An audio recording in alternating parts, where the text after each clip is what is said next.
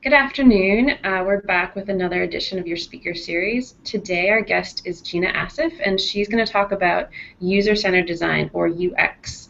And she's got a great range of experience working with international NGOs, and she'll be joining us now and she's going to talk from about Creative user-centered design. Associates.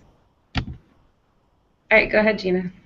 Hi, thank you guys for inviting me. This is exciting and it's fun. It's always fun to talk to an audience that is like starting out and wanting to learn. So I'm happy to do this.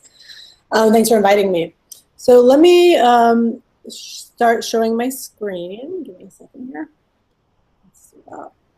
There we go. Okay, can you see it? Yes. All right. So my name is Gina, as you guys introduced me as, and I'm here today to talk about my experience and career in UX. I understand, you guys have a mix of backgrounds, the people that are going to watch this. Keep in mind that this area of work is applicable to any field. My background is, it comes from a technical background in computer science, but the UX and user experience field is applicable really to any field. I work at Creative Associates International, an international development organization. You may have heard of it. It's in DC. It specializes in education and conflict, stabilization, economic growth, technology for development, workforce, gender, election, capacity development, and a lot of other areas. And I work specifically in the Creative Development Lab in the Technology for Development group, and my role is a UX and product manager for the technology solutions that we work on at Creative. I wanted to give a little background of my career path. I'm not going to go through all of this. I guess you guys can look over this in more detail. But in general, I kind of want to emphasize a few things. My background is in computer science. I got a degree, a bachelor's in computer science, but my interest lied in a lot of areas when I was doing my studies. I had a huge interest in psychology actually, and took a lot of loved the arts, and so that kind of shaped my trajectory, I guess, of where I am right now. And throughout my career, when I started my career, actually, I worked as a programmer, worked at a medium-sized company initially.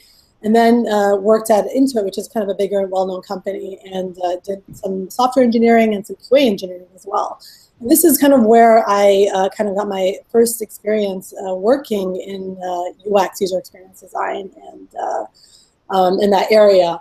And we were working on a lot of innovations, and when you talk about innovations and that line of work, UX comes up a lot because it's a process for and a set of tools for applying, or getting to innovation. And so, once I dabbled in that a little bit at Intuit, it kind of made me really interested, and I decided to go for a master's in a field that would help me, become more professional in that area.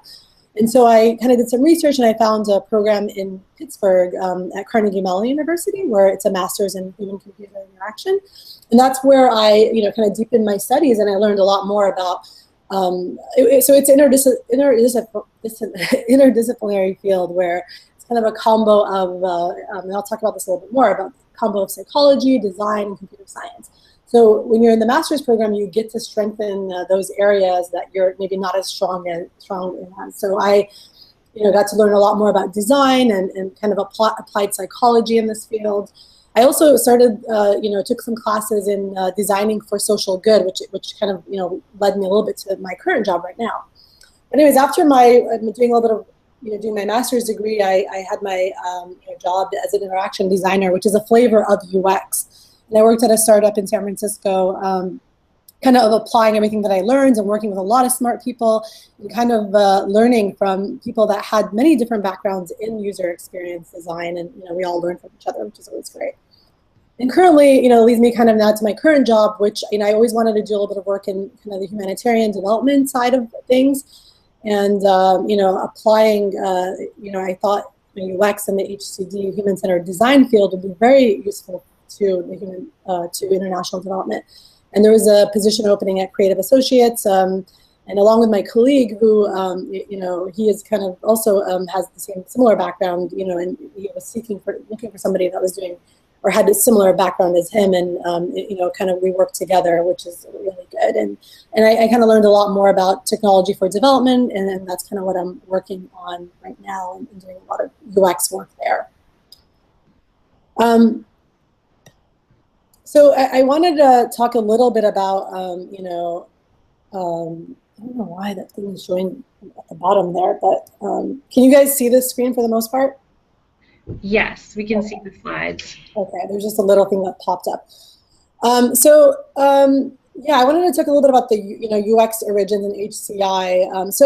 As I said, HCI and UX is an interdisciplinary field, and the way HCI specifically is kind of a combination of technology, computer science, engineering, social sciences, psychology, cog-sci, ethnography and sociology, and then the arts and design. So like if you're interested in this field, I would say, taking classes, there might be an HCI class at your college or, somewhere where you could take that specifically. But if you, just dabble in classes that are, kind of a mix of these sorts of classes, it's great, especially if you're interested in them and you can apply it. So, in projects and whatnot. Now, the origin of UX, I mean, it's a relatively new field. It kind of originated from kind of the human factors and. Gina, sorry to interrupt. We lost your screen for a second there. Is it lost again? Wait, it says it's fine. That's weird. Okay, maybe it's just on our screen. Okay. Should we double check or should continue? I think you're okay to continue. Okay.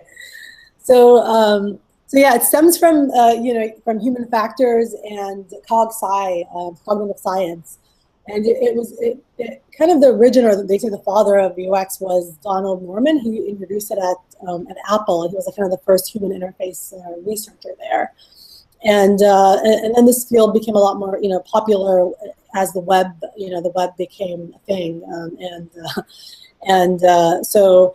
The HCI field, started, booming, and then there's programs in schools about it, and people kind of doing research on it, and the field kind of popularized more usability and interaction design, and I'll talk a little bit more about that. What exactly you do as a UX designer, so my background came from a computer science background, but UX professionals can come from any kind of number of fields, and I've seen them come from like web development background, where they've done like web design and that sort of thing, and then some people that are like in journalism or editing is kind of also because you have that research background and that writing and content, which is very instrumental to this field.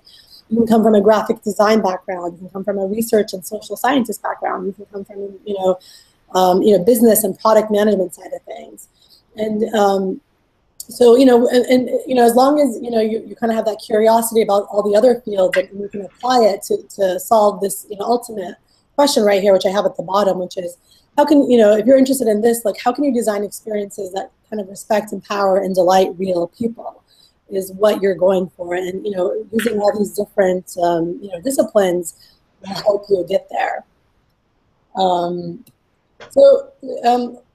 Also, I thought it would be good to talk about, what the design what is a typical process that a UX designer, does, or you would do in a human-centered design project.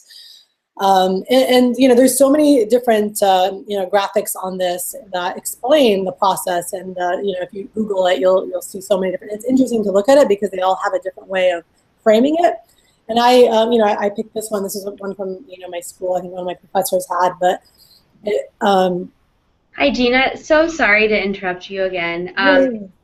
We have confirmed, actually, your slides are not showing right now. I'm not sure what happened there, but if you wouldn't mind just maybe taking yourself out of screen share and then going back into it, that might help. Sure, let's do that. All right, thank you so much. Yes. How do you get yourself out of screen share? You're out of it now. We can see your face. Okay. Yeah. Okay. All right, can you guys see it now? Yes, that's much better. Okay, so this was, did you guys see this slide? And I was talking to it for the most part. No, so that's really good to show. Yeah. Yeah, so this was what I was talking about in terms of HCI and kind of how it's like interdisciplinary of all the three different fields. And yeah, and so I mean, it's a pretty simple slide, but I thought it's, I was talking to it. So, these are the points I wanted to make, where that, it is an interdisciplinary field, and, it comes from many different backgrounds. And if you're curious about all these and, and in general, how to solve the problem of designing experiences that respect, empower, and delight real people. I got this from a book that I kind of really like. So yeah, and I was saying, if a student is interested in this field, taking classes in any of these different areas would be beneficial. So to get to that. I have one question, and maybe you're going to speak to this later, but you also have an added element of your different language skills. So maybe you can mention at the end of your presentation how that fits into this combination of different skill sets. You mean languages, like spoken languages? And also create content in different languages. Content in different languages? Mm-hmm. Yeah, I think that ties probably into you're doing user, especially in the development field, because we are, you are making a user central to everything that you're doing, and you're doing user research. If you do have, kind of the cultural background and with the language background, that's going to make it a lot easier to, kind of do the ethnography research. But yeah, definitely, if you're working in the international development field and you do have multiple languages, the UX field would be a lot easier, because you can, go in and do the user research yourself or lead it and kind of communicate with the end users themselves. So is that kind of what you were thinking, Kristen? Yes, great. Thank you. So yeah, and a lot of what I put here is kind of generic UX. I'll try to maybe think of it in the context of international development, which might be a little bit helpful for this audience. Probably, right? That would be great. Okay. Yeah, and as I said before, like the UX field, it did kind of start in the, or not start, but it's like kind of more very popular in the technology and computer science field, and a lot of, companies are in those fields are hiring for it. But it's applicable to really any field that is trying to solve, a problem that, the problem that I have down here, which it really does, tie very, very much to international development field, because that's what we're doing. We're designing experiences. So it's definitely very applicable. One more thing to add on this slide, and I've seen other, way of slicing this with UX, and sometimes, they add the layer of business in here, because, that is also very relative, especially if you're trying to go to market and make some kind of profit or whatever. So you want to understand the business needs there. So that's another element there.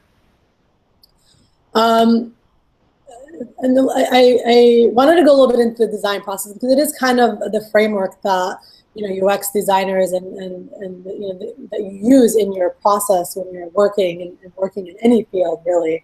So as I was saying earlier, this infographic, or this graphic here, is if you search online for UX process, design process, there's many different ways of visualizing this, but they all kind of are communicating the same idea, but they're interesting to look at. So I would encourage that, kind of search for the design process and see how it comes up on Google. This one was one that I borrowed from one of my professors, and he had presented to us, and I really liked.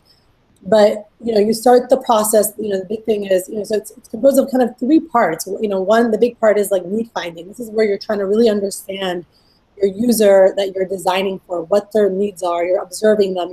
You're kind of using a lot of interesting methods from sociology and psychology and ethnography in terms of getting to real user needs. So you ask the right questions. You don't jump to solutions right away. That's what this part is all about. And then you're doing some interesting synthesizing and getting to the really deep insights that come out of this need finding. The second part of this is what they call form giving. And this is basically where you're actually coming up with, you're kind of, proposing solutions. You're brainstorming, you're visualizing. A lot of this, a lot of the designer tools that you have in sketching and brainstorming and visualizing stuff is very useful in this stage, because doing it in a visual format is usually easy to communicate to others, easy to get feedback on. And then in this stage, what is really important is also you're evaluating it and refining it. That's a huge part of this whole process. You're kind of putting things in front of people, you're testing, you're like, okay, this is not exactly what they wanted, let's try again. That's why you see the circular form here. You just keep on, you're iterating on it. And then when you get that mostly right, a big part of it is communicating and implementing it in a way that is, doable and kind of works for the intended audience. So those are kind of the three main steps here. Then also, something to mention here is that, they might not necessarily happen exactly in this order. You might go back to need finding after you do form giving. Like, you're like, oh, you know what? I, just realized that this is not exactly what, they wanted. I think I need to do some more, understanding of what the needs are here. So, having this framework in mind really kind of helps you move it forward, though. So, I really like to have this in my mind when I'm doing any design work and planning. I kind of have here, what are some of the things you do as a UX designer at your work? And this is very, very small, but there's so much more that you do. But, I kind of have... We're still seeing the Venn diagram slide. Can you click down to the next one you're talking about? Right. Which one what is it? What is the title of it? Design process? We see the Venn diagram slide, UX origins and HCI. Oh, you didn't see the design process one? I think it's in your editor view. It's not showing us the presentation view, if that's what you're looking at. So we can see thumbnails of the other slides. There we go. So now we can see the design process slide. Oh, so it's interesting. When I hit play, I guess that's what happens. But anyways, that's weird. Oh, so I guess the screen share isn't capturing that. Okay. Yeah, so you guys didn't see this one. I was talking to it, but you didn't see it. Right. Oh, okay, that sucks. But anyhow. So we can share the graphics with our interns so they can follow along. Yeah, so this was the process I was talking about, the need finding, the form giving, and the communication. And how, this is like a, it's a circular, you're kind of iterating, you're showing, you're visualizing, and then you're evaluating and refining. And again, like I said, it does look like it's a linear process for the most part, but you might go back to need finding after you realize something and you evaluate it. You're like, wait, I don't think we got this exactly right. But in general, this is the framework to use when you're doing your design work in the UX design process. I kind of also wanted to talk about, what are some things you do as a UX designer? And this is just a little sample of it, and there's a lot more, but kind of wanted to talk about a few of them. So a person that you're designing for is central to everything that you're doing. You're always keeping the user in mind. But you kind of maybe start with some user research, and this kind of is somewhat following the diagram I showed earlier, but I kind of put it in a framework of what you are, what kind of work you do. So you might do some, user research. You might go and do some interviews. You might go do some observation. Some other things you might do is, you kind of think about the content and how you're going to lay out things. And this is kind of maybe more central to more applicable to a website if you're designing a website. A UX designer also thinks about visual design. Thinks about what colors and fonts are going to be appealing and kind of touching to the audience that they're designing for. So, if you're working in a country that's, international development, you kind of want to get at what they're, and of course it's going to be different for different groups, if it's children versus adults versus a school setting, business setting. So you're always thinking about these things when you're doing every aspect of the design. And so some of the things we do is we create wireframes and mocks, and that's a representation of kind of the work that you do, and you want to do it, and part of it is you want to create things that you could show early and often to the audience and to any stakeholders. That's kind of important when you're doing the UX design work, is to have something that you can represent and show earlier than, sooner than later, to get feedback on. And that's why a lot of it is visual, because it's easier to get feedback on visual stuff. Earlier than the process, it's easier to kind of look through things and visually versus reading a document. So we try to, we always try in UX work to make things visual and kind of more experience-like. So that's another thing that you usually do when you're doing UX work. You create prototypes, things that, and prototypes doesn't have to be like, a technical thing. It could be, an experience that you set up. So let's say you're trying to like set up, a sample, like, let's say you were trying to design a store. Something you could do is you could set up a booth that is selling a sample of stuff to see if people, are going to stop by. So that's just a simple example. Like a prototype is just something that is representative of what the final thing is going to be. It's not necessarily the final thing. So when you're designing a software product, you create like, very minimal, screens, and, people can click through them, but they're not doing everything. It helps you, kind of put things in front of the users earlier and to get feedback early and often. And then, another thing that we do, which is big, is usability testing. So, you kind of have all these methods to help you walk a user through a product or through an experience and to get feedback on it. And we call that usability testing. So, I mean, in general, these are kind of, all the things that you do as a, UX designer. There's a lot more. I just kind of captured a little bit here, kind of give you an idea of, what are the things you do in the different stages. And it kind of relates back to these different phases of the design process. So lastly, what I have here is, this topic is huge, and, I'm still learning about it myself. And there's some of the books that I kind of really like and I kind of refer to a lot. And I thought that this might be useful, and anybody could read them. You don't have to have a background in anything specific to be able to understand it. The Design of Everyday Things by Donald Norman, who I mentioned was like kind of one of the founders of this field. It's a great book. It kind of explains the concepts that you look at when you're designing products, experiences, or whatever. And then the other ones, the books here, some of them are talking about some of the research methods you could use. This one I kind of use a lot for looking into methods of research that I'm trying to gather feedback. And this one kind of gives you a little bit more of the psychology when you're thinking about designing for people. This book I haven't read yet, The Sketching User Experiences, but I've heard really great things about it, and was recommended, so I put it on here, and I actually gonna order it soon. So I think I just believe it's good, but I'm not 100% sure. And then I mean, so these are just a few great books to start with. Another thing is, if you're specifically in the international development field or humanitarian work, the IDEO HCD Design Toolkit is a great place to start as well.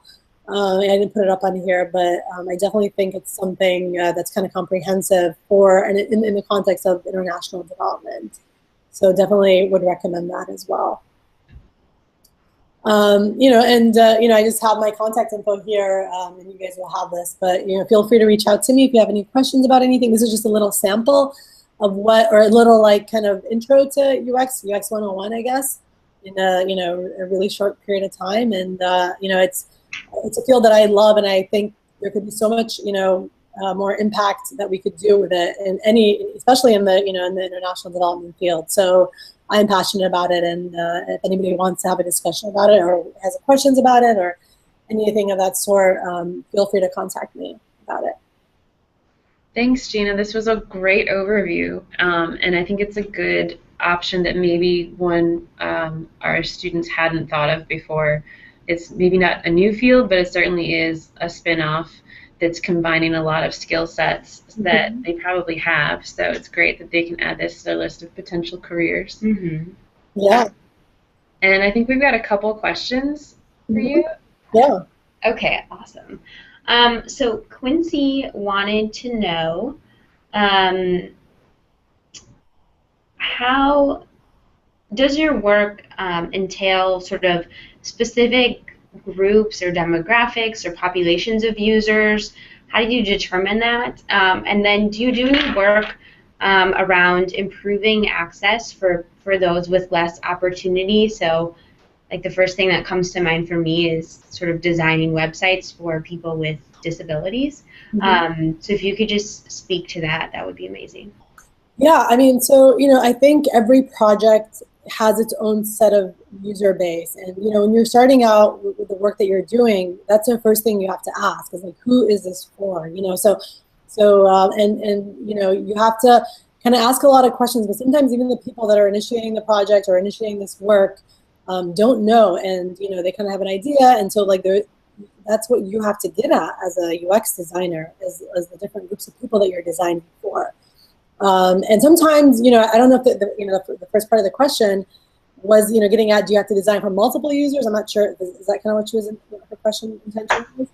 But yeah, I mean, sometimes you are, you know, you have to design for a diverse set of people, and that's, you know, one of the challenges you have to do as a designer is to kind of, and there's tools to help you with that. So like, you know, we do persona, we create personas, and we create, you know, scenarios, and we kind of like prioritize the scenarios. So there's a lot of tools to help you with that as part of the designer tool, you know, UX design toolkit. In terms of you know, accessibility and that question, it's definitely something, you know, we have to consider when we're designing. It's definitely, you know, something on your list of things that you have to be aware of, because they are part of the demographic that you're designing for. I mean, not always, but a lot of times they are. And so, you know, if you have to make sure, like, for example, if, like, you know, there's a colorblind issue, you know, and you want this website to be accessible to the, you know, majority of people, you have to make sure the contrast is correct. The colors are, you know, people can distinguish between colors. And if it's a website that, you know, you want it to be accessible to people that can't, you know, see, then you have to make it, you know, do some audio accessibility things. And this field is very, you know, I'm not the expert in it, but there are people that are actually, you know, specialists, kind of even an offshoot off of like the HCI. They kind of specialize in accessibility and you know, kind of have a lot more knowledge in this. But there's guidelines that, you know, we can follow, accessibility guidelines that we need. That there's lists that you can find online about, you know, how to make websites more accessible, and it's really, you know, best practice to follow that. And again, it usually depends on, you know, the project and the funding and what the goals of the project are. Cool, thank you. Yeah. And Mediha, who's another virtual intern, wants to know about opportunities for students or recent graduates at Creative. Like, do you have an internship program? Are there other ways to get involved? There are. So we have internship programs at Creative, and you know, probably, you know, I think they're actually, I don't know the exact process for the internship, but we do have interns. And, you know, working within our, you know, looking at the creative development lab, and so that, you know, that group right there, where, you know, we have a, you know, that's kind of some of our emphasis is doing kind of UX work and design work. So I would, you know, look at that, and we don't have specifically like a UX intern, you know, position, but we have positions within the lab as, you know, to work with us, and, you know, they could definitely, you know, explore work in this area if they join, you know, the lab as an intern. Awesome, thank you. And Yep. I have a question, but I hope it will be relevant to our interns as well. What kind of educational background or training do you recommend? I mean, do students need a master's degree? I know there's a lot of sort of like coding boot camps, like General Assembly, that also now offer a user experience class. Like, what's the minimum needed there? Yeah, you know, that's a good question. And I've worked with people with, you know, so many different backgrounds. So I really do think it's kind of looking at what your strengths are. You know, like I would look at what are my strengths right now. So if like I'm a computer science person and I want to get into this field, you know, it's like looking at what is it that this job like requires, and then taking classes or, you know, taking like a General Assembly class on UX to kind of enhance that. Or like, let's say my background is in, you know, graphic design, and like thinking about how, taking complementary classes to that. And you definitely don't need a master's degree. You know, I think a lot of this work is actually, you know, you learn it best by doing it. You know, it's not really, you know, to me, the master's program that I did was really just a kind of a, you know, a quick booster in terms of, you know, getting me understand what I really needed to, like, it gave me like a good, you know, foundation, but really pushed me towards like understanding what I really needed to learn further in my career, you know. So I still am learning and have to learn a lot more even after, you know, completing the master's degree. So it's just really looking at what your, you know, your strengths are, and then like taking, you know, whether it's a Photoshop class, if you don't have the graphic design skills, but you have, you know, maybe you have like a psychology background. You know, and I definitely think like looking at, you know, short, you know, like assembly, general assembly and online classes are definitely can, you know, get you to that, get you towards this. And then making, you know, kind of looking at people's online work and seeing what they're doing is always helpful in this space as well. And I think you've already mentioned that this position would be relevant in a variety of different fields, private sector, public sector, international development, obviously. But what are some other places where someone with a UX background could find work?